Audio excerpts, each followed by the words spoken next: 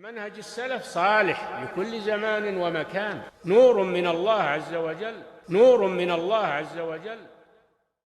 الحمد لله رب العالمين، والصلاة والسلام على نبينا محمد وعلى آله وأصحابه أجمعين.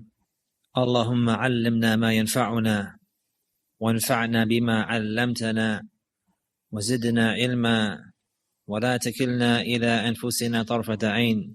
Amma ba'd. The Prophet ﷺ, he mentioned in an authentic narration, Al-Muslimu man salima al-Muslimuna min lisanihi wa yadihi. Al-Muslimu man salima al-Muslimuna min lisanihi wa yadihi. The true believer, Kamil al-Islam, the one who has the good Islam, the complete Islam, he is the one that the other Muslims are safe from his tongue and from his hand. Safe from his tongue and from his hand. The tongue, it's clear, because the person in his tongue, he can talk about people to come, he can talk about the people now, he can even take the honor of those who have passed and preceded. Ibn Hajar, likewise, he mentioned that even with the tongue, somebody can mimic or mock somebody.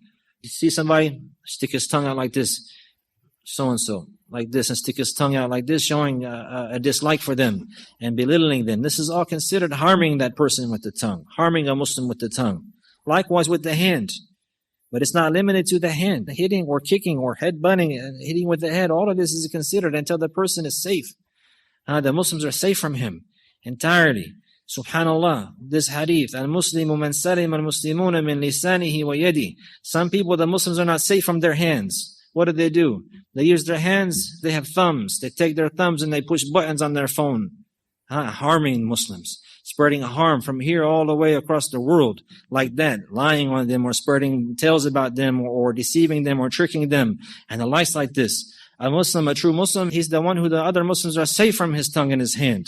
The one who is using his thumb like this on Twitter and using his thumb on Facebook and typing and lying and deceiving and tricking and spreading tales or spreading the secrets of others and the likes like this, that's harming him with his hand. Harming him with his hand. This person, he does that because his Islam is not complete. And this is the one who has the threat from Allah subhanahu wa ta'ala. He has a threat from Allah subhanahu wa ta'ala. The one who has Islam, but it is not complete, this is the one that is ظَالِمٌ لِنَفْسِهِ. ظَالِمٌ لِنَفْسِهِ is the one who is oppressing his own soul. If he meets Allah in that manner, if Allah wills, he will punish him. And if Allah wills, he will admit him into paradise. This is the one that has the threat of Allah subhanahu wa ta'ala from the Muslims. As for the one who has the complete Iman, the strong Iman and the strong Islam that will protect from the anger of Allah Azza wa Jalla and from the fire, he is the one that established these great pillars that we know of and the obligations other than that, like making sure that other Muslims are safe from his tongue and from his hand. This is an obligation. The author, he says, this is how he recites the Quran. مَتَى أَحْفَظُ لِسَانِي. When am I going to protect my tongue? مَتَى أَغُضُّ طَرَفِي. When am I going to lower my gaze? مَتَى أَحْفَظُ فَرْجِي. When am I going to protect my private parts? مَتَى أَسْتَحْيِ مِنَ اللَّهِ Azza wa Jalla haqq al-haya. When am I going to be shy from Allah Azza wa Jalla truly? Truly. Some people, they're shy from the people, but they're not shy from Allah Azza wa Jalla. يَسْتَخْفُونَ مِنَ النَّاسِ وَلَا يَسْتَخْفُونَ مِنَ اللَّهِ وَهُوَ مَعَهُم. They are afraid of the people and they hide their deeds from the people, but they don't hide their deeds, or they're not afraid from Allah subhanahu wa ta'ala. He says, مَتَى أَسْتَحْيِ مِنَ اللَّهِ حَقَّ الْحَيَاءِ. Al-haya khasatun adima. This is a great trait. And the greatest hayat, of course, having hayat and being shy from the people, but the origin of that is to be shy from the creator of the people. In Allah ahaqqu an yustahya minhu min an-nas. Verily, Allah has more right that a person will be shy from him than the people. A person should be shy that he would use the blessings of Allah Azza wa Jalla in a manner displeasing to him. A person should be shy that he would use his tongue or that he would use his hand in a manner that's displeasing to Allah Azza wa Jalla. He should be shy from Allah Azza wa Jalla. Allah subhanahu wa ta'ala, He is the one who created his hand. Allah Azza wa Jalla, He is the one who created his eyes. Allah Azza wa Jalla, He is the one who has given him the blessing of the eyesight. As I mentioned, some people, they have eyes, Allah created them too, but He didn't bless them with the eyesight. Likewise the ears. Likewise, the hands and the feet. These are body parts. They're the great blessings. A person should be shy that he would stick them in haram. He should be shy that he would cooperate upon the haram. He should be shy from Allah Azza wa Jalla that he would go by himself and close the doors. And he knows that if somebody came in, or even if he heard a noise outside, he would jump and he would be afraid and he would hope nobody seen him. But the whole while, Allah Azza wa Jalla is watching him. The whole while, Allah Azza wa Jalla is watching him. That's why al-haya is from the greatest traits of Iman. And if the haya goes, along with that goes the Iman. If the haya, the shyness, the bashfulness of a person goes, along with that the iman is going. They're attached together, they come together. Whenever a person is truly shy from Allah Azza wa Jal, his iman will be strong. When a person is truly shy from Allah Azza wa Jal, his iman will be strong. His iman will be strong. He's saying, this is how he recites the Quran. Mata astahi min Allah. When am I going to be shy? Mata ashtaghilu bi'aybi. Allahu Akbar. He died when?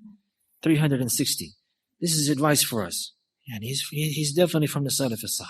He's from those people who followed those great imams from the best generation. Mata ashtaghilu bi'aybi. When will I be busy with my own defect? Some people, they have been tried with this great calamity, and that is to be busy with the defects of others.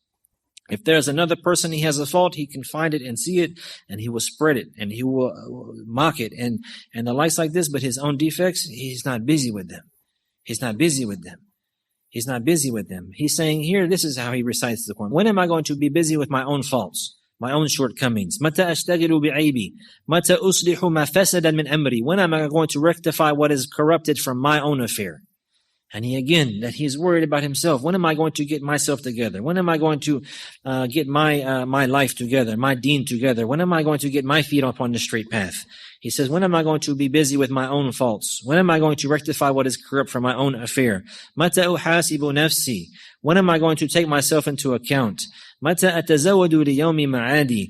When am I going to prepare for my return to Allah subhanahu wa ta'ala? The day of my return, the day of resurrection.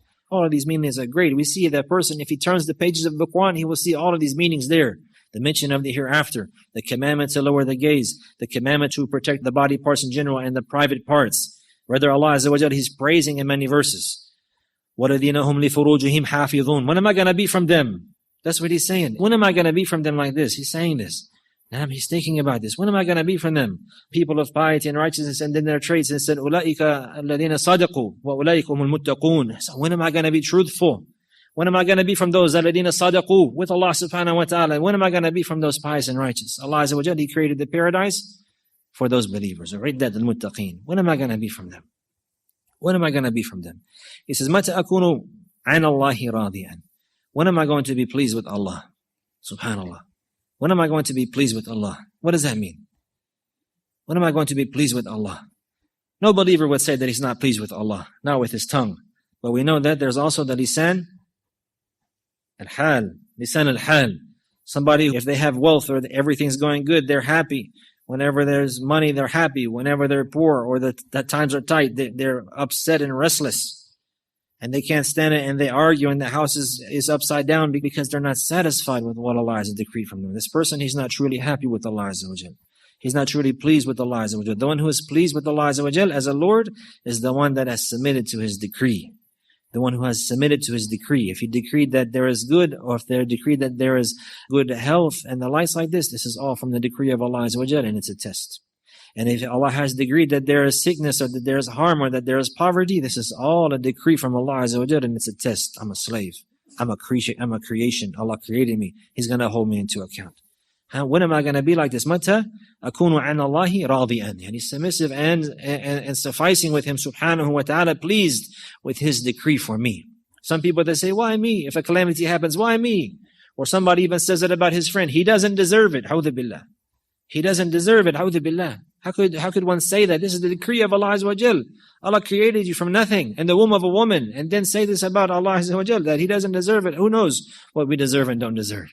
Allah Azza wa Jal. Allah ya'lamu man khalaq. The Creator, He is the one who knows. He is the one who knows.